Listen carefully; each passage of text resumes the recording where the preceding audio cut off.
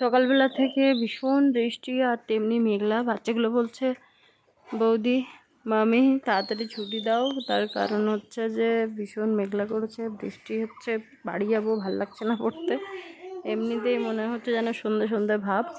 তো যাই হোক, এখন আমার মেয়ে ব্যস্ত হয়ে উঠেছে, ওদের সঙ্গে যাবে। গুড মর্নিং সবাইকে, আশা করছি খুব ভালো আছেন, সবাই সুস্থ আছেন। আরও একটা নতুন ভিডিওতে সকলকে অনেক অনেক আন্তরিক স্বাগতম। সকাল থেকে জামা কাপড়গুলো বের করবো কিনা ভাবছিলাম, কেননা সারা সকাল ঝিরিঝিরি বৃষ্টি হয়েছে, এখনও কিন্তু ওই যে মেঘলা আকাশ। আজকে আর রৌদ্র ওঠার সম্ভাবনা নেই। আর খানিকটা জল ড্রামে তুলে নিয়েছি, মানে ড্রাম ভর্তি করা হয়ে গেছে। আর সকালের জন্য করেছিলাম সেদ্ধ ভাত, আর ওই জেঠিমার কাছ থেকে একটু ডাল নিয়ে আমার মেয়েকে খাইয়ে দিয়েছি। আর আমি সকালবেলা একটু মুড়ি নারকেল খেয়েছিলাম, ওই জন্য আমি আর খাইনি ভাত। তো আমার ফোনে জানি না কি হয়, মাঝে মাঝে ভীষণ ঝাপসা হয়ে যায়, যেমন এখনটা হচ্ছে, আর মাঝে মাঝে খুব ক্লিয়ার হয়। তো জানি না কেন এরকম হচ্ছে। একটুখানি দূরে ঠেলে দে, তবেই আসবে। আসছে এ বাবা, আবার বৃষ্টি হচ্ছে নাকি রে? হ্যাঁ, তো এক্ষুনি জামা কাপড়গুলো দিলাম, সবে নামলাম দিয়ে। তুমি সকাল থেকে কি খেয়েছো বলো তো? ডালিয়া। ডালিয়া? দাঁড়ানোর ভাব তো হেভি তোমার, কিন্তু ডালিয়া তুমি তো খাওনি। খেয়েছো তুমি ডাল দিয়ে ভাত।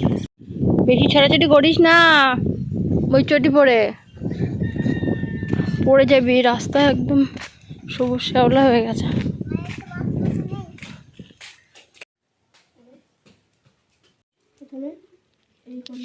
কটা বাজে রে শোনা, তোদের এই নৌকা দেখতে বসে আমি জল পাবো, আর তাদের নেওয়া বৃষ্টি আসছে।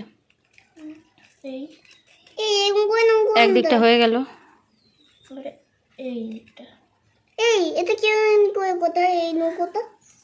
তুই যদি পারতিস তাহলে তো বিশাল কিছু হয়ে যেত।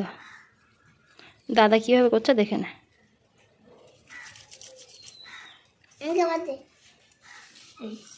হয়ে গেছে তাই তো। এইটাকে নিয়ে এই করে এই বাঁশপাতা নৌকো, বাহ, এখানে রাখ দেখে। এই বাঁশপাতা নৌকো, বাহ, মানে ওটা জলে দিলে তখন ব্যালেন্স হয়ে যাবে তাই তো। এখন ডাঙায় বলে ব্যালেন্স হচ্ছে না। এই যে নিচে থাকবে লোকজন তাই তো, দুদিকে। এই যে বেশ দারুণ। তুমি একটা লোকজন নিয়ে আসবে? বাহ বাহ, যাও গ্রামের লোক ডেকে নিয়ে এসো, যাও। আজকে ভিডিওটা কিন্তু আমার এডিট করা ছিল অনেক দিন আগের পুরানো ভিডিও এটা।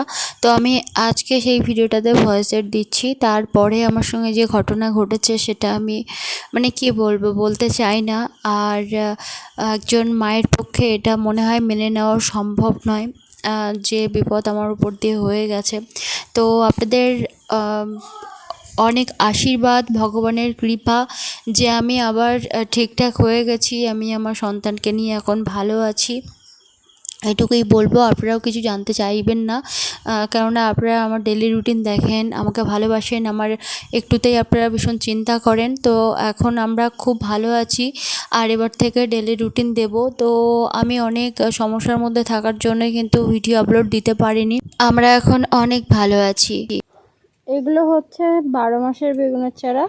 এই বেগুনের আয়ু হচ্ছে 2-3 বছর থাকবে। বেগুন গাছ সাধারণত 1-2 বছর থাকে, কিন্তু এটা মানে তারও বেশি থাকবে আর কি। তো এটা দুটো আছে, দেখি লাগাই। চান হয়ে গেছে? চান হয়ে গেল? সোনায় চান হয়ে গেছে। এই ভিডিও যখন করেছিলাম তার পরপরই আমি গিয়েছিলাম বেড়াতে। তো যে জায়গায় বেড়াতে গেলাম তো সেই জায়গায় নেটওয়ার্ক খুব একটা থাকে না। আর কোথাও বেড়াতে গেলে মানে অনেকক্ষণ ধরে সময় নিয়ে আলাদা একা বসে এইভাবে ভিডিও এডিট করে ভয়েস এড করে আপলোড দেওয়া হয় না। আমার বাবার বাড়ি গেলে যেমন একদমই মানে ভিডিও আপলোড দেওয়াই যায় না। আমাদের বাড়ির থেকে একটু দূরে কোথাও গেলে না সেভাবে নেট থাকে না, যার জন্য একদমই ভিডিও আপলোড করা যায় না। অনেক সময় কথা বলাও মুশকিল হয়ে ওঠে, যোগাযোগ করাও মুশকিল হয়ে ওঠে আর কি। তো যাই হোক, আমাদের এখানে কোনো সমস্যা হয়, সেই জন্য কোথা থেকে বেরিয়ে এসে বা কোথাও গেলে তারপর ফিরে এসেই ভিডিও দিতে হয়। তো যাই হোক, বেড়াতে যখন গেছিলাম তখন কোনো অসুবিধা হয়নি। তারপরে বাড়ি এসে এত বড় একটা ভাড়া গেল আমাদের উপর থেকে। আমি তো একদম মানে কি বলবো, ভেঙে পড়েছিলাম। আর ঠিকভাবে যেন আমার রান্না খাওয়াও চলছিল না কয়েকদিন ধরে, এরকমটাই হয়েছিল। আমি জানি আপনারা আমাকে অনেক ভালোবাসেন, যেহেতু এটা সোশ্যাল মিডিয়া, এই ভিডিওটা আপলোড দিলে অনেক মানুষ দেখবে, কাছে দূরে সমস্ত মানুষ। তো সেই ক্ষেত্রে আমি চাইছি না আর কি এখানে কোনো কিছু বলতে। তো যাই হোক, আপনাদের আশীর্বাদে আর ভগবানের কৃপায় আমরা এখন ভালো আছি, সুস্থ আছি, এটাই অনেক। আর অনেক জামা কাপড় কাচা হয়েছিল, সেইগুলো সব এখান থেকে দড়ি টাঙিয়েছি আমি, আর এখানেই মেলতে হচ্ছে। আগে তো লম্বা বারান্দা ছিল, বারান্দার মধ্যেই দিতাম, কিন্তু এখন আর সেটা হয় না। তো যাই হোক, এখানেই সব দিয়ে দিলাম। 3 দিন হলো বৃষ্টি চলছে, তো এতদিনে জামা কাপড় আর শুকানো তো দূরের কথা, মানে কি বলবো, ভিজেই কাটছে না। আর চারপাশটা এমন মেঘলা করে আছে, মনে হচ্ছে যেন এক্ষুনি সন্ধে নেমে পড়বে। আর একটুখানি ছাদে এলাম রান্না করতে করতে, মেয়েটা ওর জেঠিমার কাছে গেছে, ওই জন্য এখন ওই ইলশেগুড়ি বৃষ্টি হচ্ছে আর কি। আর এখনই তো বর্ষার সময়, দেখুন এই যে মাঠটা পুরো ঠিকঠাক করে নিচ্ছে সবাই, আল টাল ছেটে কী কোথায় করা দরকার সবই করে ফেলছে। ভালো লাগে বেশ এরকম মেঘলা আকাশের ছাদে আসতে। রাহির বাবা গেছে টিউশনে, আর 9:30 10টার দিকে খেতে আসে, কিন্তু এখনও খেতে আসেনি। তো ওই জন্য আমার তাড়াতাড়ি করে বাচ্চাগুলোকে ছুটি দিয়ে রান্না করা। তো একটু মনটা খারাপ, তার কারণ হচ্ছে গত 2 দিন আগে একটা বাচ্চা হঠাৎ করে মারা গেল আর কি, আমার যে মুরগি বাচ্চা। গত 2 দিন আগে আমার এক মুরগি বাচ্চা হঠাৎ করে মারা গেল, একটু ঝিমোচ্ছিল প্রথম থেকে, তো মারা গেল। তো ভাবলাম যে ঝিমোচ্ছে যখন হয়তো মারা গেছে। তো আজকে সকালবেলা যখন আবার খাবার দিতে গেলাম, গিয়ে দেখলাম একটা বাচ্চা নেই, পুরো সারা ঘরে এখানে ওখানে খুঁজলাম, নেই। কালকে বিকাল থেকে আমি আর ওদের দেখিনি, যেহেতু ভীষণ একটা বৃষ্টি হচ্ছিল। বাচ্চাগুলোকে ছুটি দিয়ে তাড়াতাড়ি করে কলে গেলাম, একদম সন্ধে হয়ে গেছে। ছুটতে বাড়ি এসেছি, জানি ওরা ওদের ওখানেই থাকে, ওখান থেকেই ওরা ঘরের মধ্যে ঢুকে যায়। রাত্রেবেলা গিয়ে একবার টর্চ দিয়ে দেখলাম যে সব ঘরের মধ্যে ঢুকে আছে, কিন্তু আমি গুনিনি বাচ্চা। তো আজকে সকালবেলা গিয়ে দেখলাম একটা বাচ্চা নেই, 4টে বাচ্চা আছে, মোট 6টা বাচ্চা ছিল। তো ওদেরকে আবার প্লাস্টিক দিলাম উপরে সুন্দর করে, যাতে জলটা না পড়ে, খাবার দিলাম, জল দিয়ে এলাম, ঠিকঠাক করে দিয়ে এলাম। তো কী আর করা যাবে, মনে হয় কালকে কোথাও যদি বেরিয়ে থাকে তো পাওয়া যাবে না। আর ওর মধ্যে 2টো খাদ হয়েছে ইঁদুরের খাদ, মানে কমানো সম্ভব নয়। তার কারণ হচ্ছে মানে ওই যে সকালবেলা উঠে ওখানে প্লাস্টিক দিয়েছি।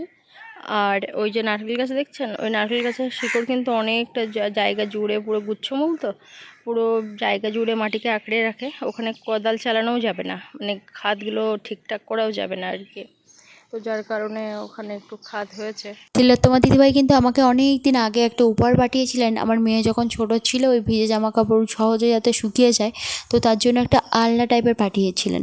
তো সেটা কিন্তু আমার কাছে আছে, কিন্তু আমি বর্তমানে এখন ব্যবহার করছি না। আগে ওই বড় বারান্দাতে এক সাইডে রেখে দিতে খুব একটা অসুবিধা হতো না, রোদ বৃষ্টি পেতো না, এমনি হাওয়ায় হাওয়ায় জামা কাপড় শুকিয়ে যেত, জিনিসটা একদম নতুন মতোই আছে।